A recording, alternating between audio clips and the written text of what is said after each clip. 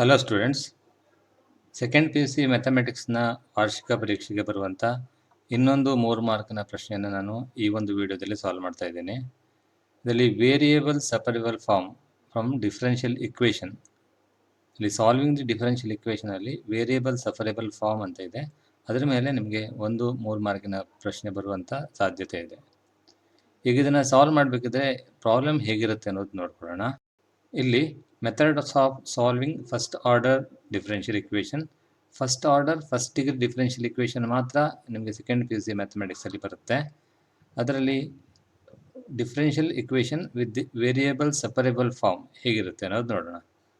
Equation ಹೀಗಿರುತ್ತೆ: a first order first degree differential equation is of the form dy by dx equal to f of xy ಹೀಗಿರುತ್ತೆ. It's a function of X and Y. ಈ function general ಆಗಿ ಕೊಟ್ಟರೆ solve ಮಾಡಲಿಕ್ಕೆ ಆಗೋದಿಲ್ಲ ಈ ಮೆಥಡ್ನಲ್ಲಿ. But F of X ವೈಯನ್ನು ಈ ಥರ ಎಕ್ಸ್ಪ್ರೆಸ್ ಮಾಡಲಿಕ್ಕಾದರೆ, ಅಂದರೆ it's a product of G of X into H of Y, ಅಂದರೆ ಜಿ ಆಫ್ ಎಕ್ಸ್ ಮತ್ತು H of Y are functions of X and Y respectively. ಅಂದರೆ ಎಫ್ ಆಫ್ ಎಕ್ಸ್ ವೈಯನ್ನು product of two functions, ಒಂದು function of X only, ಇನ್ನೊಂದು function of Y only, ಈ ಥರ factorise ಮಾಡಿ ಬರಲಿಕ್ಕೆ ಸಾಧ್ಯ ಇದ್ದಾಗ ಮಾತ್ರ ನಾವು ಈ ಮೆಥಡನ್ನು ಅಪ್ಲೈ ಮಾಡ್ಬೋದು. ಈ ಥರ ಬರಲಿಕ್ಕಾದರೆ ಹೇಗೆ ಸಾಲ್ವ್ ಮಾಡೋದು ಅನ್ನೋದು ನೋಡ್ಕೊಳ್ಳಿ. Differential equation is said to be variable separable type. ಈ ಥರ ಇದ್ದರೆ ಮಾತ್ರ ಅದನ್ನು ವೇರಿಯೇಬಲ್ ಸಪರೇಬಲ್ ಫಾರ್ಮ್ ಅಂತ ಹೇಳ್ತೀವಿ. ಹೀಗಿದ್ದಾಗ ನಾವು ಹೀಗೆ ಬರೀಬೇಕಾಗುತ್ತೆ: D Y by D X is equal to H of Y into G of X. ಯಾಕಂದರೆ F of X comma Y ಅಂದರೆ H of Y into G of X ಆಗಿರುತ್ತೆ. Suppose H of Y is not equal to 0, ಈ H of ವೈನ divide ಮಾಡಿಬಿಡ್ಬೋದು and D ಎಕ್ಸನ್ನ ಈ ಕಡೆಗೆ multiply ಮಾಡಿಬಿಡ್ಬೋದು. ಹಾಗೇನಾಗುತ್ತೆ ಅಂದರೆ 1 by H of Y into D Y is equal to G of X into D X. ಈ ಫಾರ್ಮ್ಗೆ ರೆಡ್ಯೂಸ್ ಆಗುತ್ತೆ. ಅಂದರೆ ಡಿ ವೈ ಜೊತೆಗೆ ಫಂಕ್ಷನ್ ಆಫ್ ವೈ ಮಾತ್ರ ಇರುತ್ತೆ ಮತ್ತು ಡಿ ಎಕ್ಸ್ ಜೊತೆಗೆ ಫಂಕ್ಷನ್ ಆಫ್ ಎಕ್ಸ್ ಮಾತ್ರ ಇರುತ್ತೆ. ಈ ಥರ ವೇರಿಯೇಬಲ್ಸ್ ಸಪರೇಟ್ ಆದ ನಂತರದಲ್ಲಿ ಇಂಟಿಗ್ರೇಟ್ ಮಾಡಬೇಕು.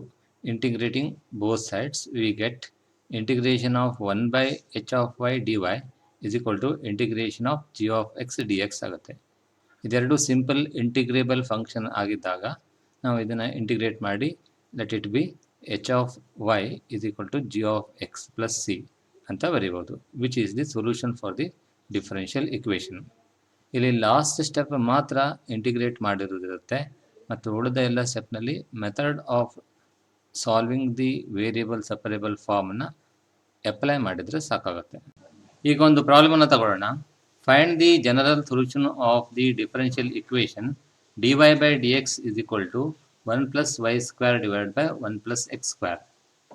ಈ ಪ್ರಾಬ್ಲಮಲ್ಲಿ ನಮಗೆ ಫ್ಯಾಕ್ಟ್ರೈಸ್ ಮಾಡೋ ಪ್ರಶ್ನೆ ಬರೋದಿಲ್ಲ. ಇದು ಜಿ ಆಫ್ ಎಕ್ಸ್ ಅಂದರೆ 1 by 1 plus X square, G of Y ಅಂದರೆ 1 ಪ್ಲಸ್ ವೈ ಸ್ಕ್ವೇರ್ ಆಗಿರುತ್ತೆ. G of X into G of Y ಫಾರ್ಮಲ್ಲೇ ಇದೆ. I consider this equation 1 plus y square is not equal to 0, g of y is not equal to 0. Therefore, separating the variable ಏನಾಗುತ್ತೆ, dy divided by 1 plus y square is equal to dx divided by 1 plus x square. ಈಗ variable ಸಪರೇಬಲ್ ಫಾರ್ಮಿಗೆ reduce ಆಯಿತು, integrate ಮಾಡಬೇಕು. Integrating on both sides will get the equation integration of 1 by 1 plus y square dy is equal to integration of 1 by 1 plus x square dx.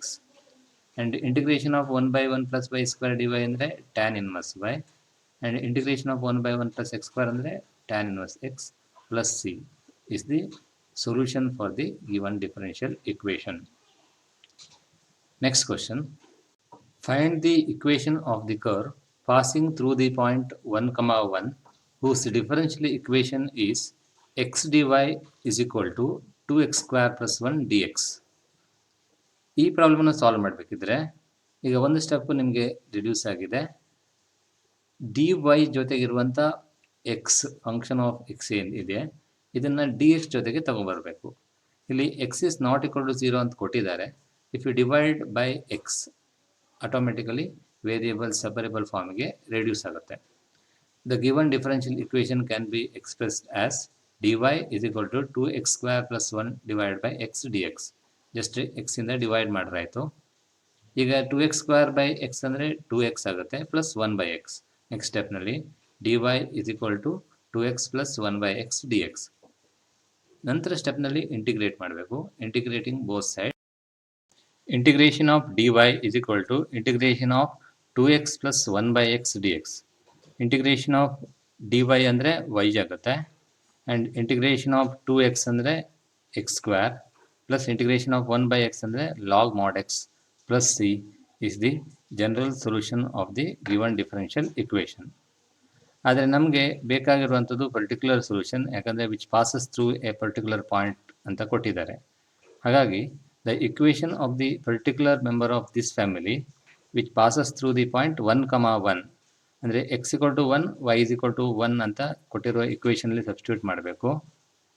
ಆಗ ನಮ್ಗೆ ಏನಾಗುತ್ತೆ ಅಂದರೆ c = 0 ಅಂತ ಬರುತ್ತೆ. ಹಾಗಾಗಿ the particular curve which passes through the point 1,1 is y = x² plus log mod x. This is the equation of the required curve. Next question. Find the equation of a curve passing through the point -2, 3 given that slope of the tangent to the curve at any point is 2x divided by y².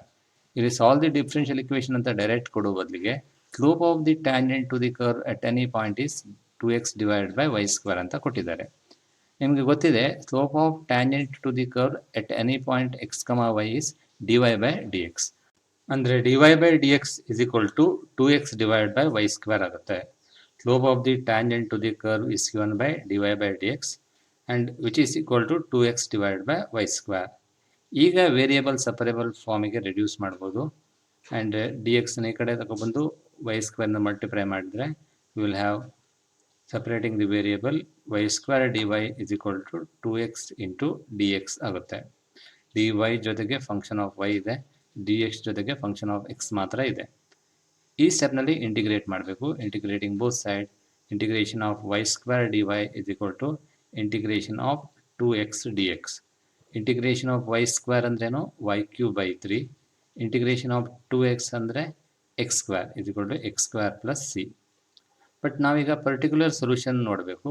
Substituting x = -2 and y = 3 ಏನಾಗುತ್ತೆ, 3³ 3 9 is equal to 4 plus c ಅಥವಾ c is equal to 5 ಅಂತ ಬರುತ್ತೆ. And substituting the value of c in this equation we will have y³ 3 is equal to x² plus 5 is the particular solution which passes through the given point.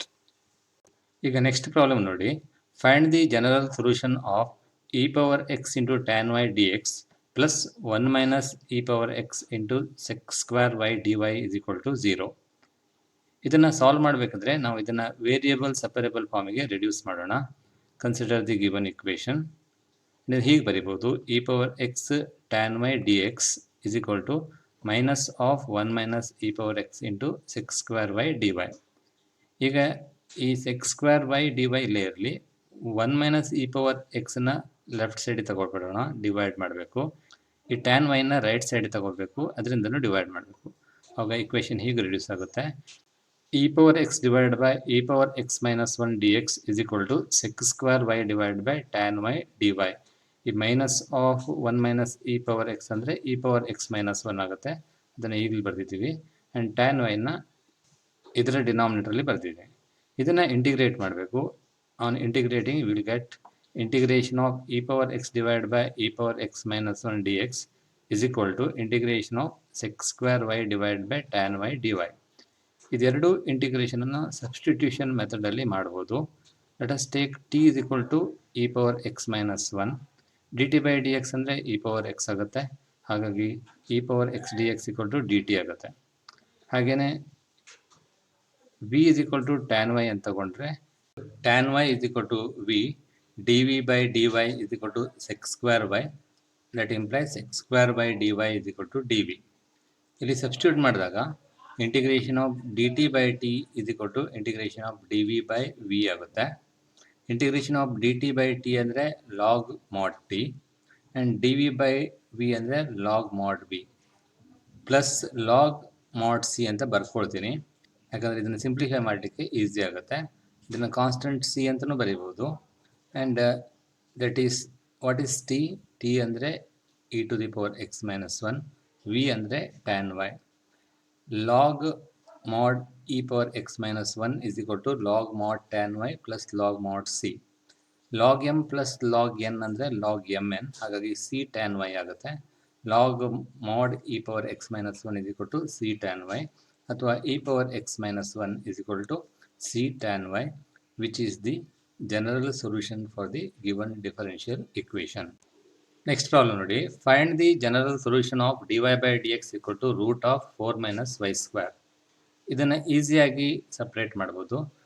ಕೊಟ್ಟಿರುವಂಥ equation dy by dx equal to root of 4 minus y square. ಇದನ್ನು ಹೀಗೆ ಬರ್ಕೊಳ್ಬೋದು, dx is equal to dy divided by root of 4 minus y square. ಇದನ್ನು integrate ಮಾಡಬೇಕು. Integrating we get integration of dy by root of 2 square minus y square. 4 ಅನ್ನು 2 square ಅಂತ ಬರೀಬೋದು. 2 square minus y square is equal to integration of dx. ಇದೊಂದು standard integral. Integration of 1 by root of a square minus x square ಅಂದರೆ sin inverse x by a. ಹಾಗಾಗಿ this integral is sin inverse y by 2 is equal to integration of 1 ಅಂದರೆ x plus c. ಈಗ ಇದನ್ನು simplify ಮಾಡ್ಬೋದು.